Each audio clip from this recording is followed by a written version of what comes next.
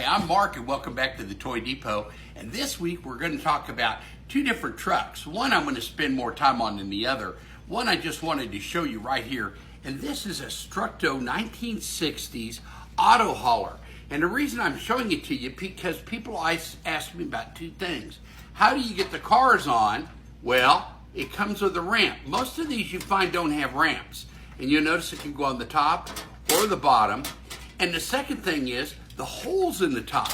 They always want to know what kind of cars you use. Well, if you look, it's right here. These die-cast cars, who actually were put out by Hubley, actually fit in the loader. So you notice these are the actual type cars that go with it. And what I wanted to do was just show you this. We've done Structo before, so I didn't want to do a lot of talking about it. But I did want to show you the cars that go with it and the ramps and what they look like. The other truck I want to spend a little more time on today is this is a 1950s Buddy L fire truck. What's really unique about it, I just wanted to show you, the tires are almost like new. If you look at it, the gentleman I got this from, he took immaculate care. It was really amazing. And people always ask, what is, Buddy L? Well, Buddy L was actually a company that made car fenders. And then they made parts for like McCormick Deering tractors and International Harvester tractors. And then they had all the scrap metal and didn't know what to do with it. So what the president said was, well, let's try making a few toys out of them. And it became very successful. So he named it Buddy L after his son. And his son's name was Arthur Buddy Lawndale. And so what he did is he named it Buddy L after his son. Now, Buddy L made all kinds of toys.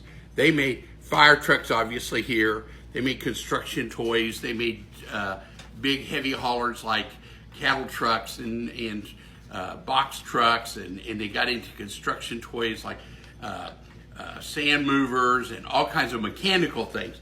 And they really did a good job with it.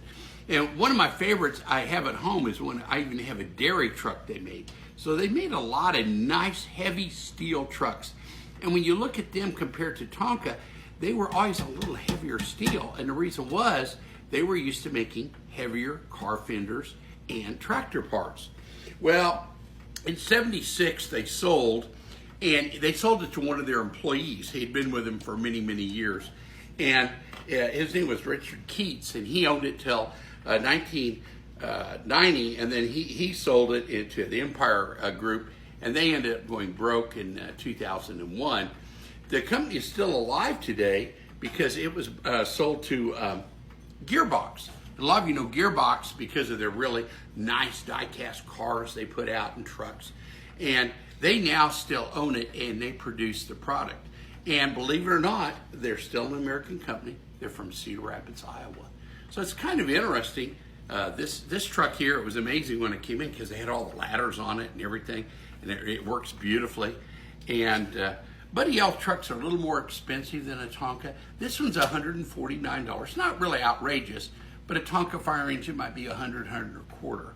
And it just because of the weight and the collectability of them. Well, anyway, I hope you've learned a little bit about Buddy L this week, and I hope we see you next week.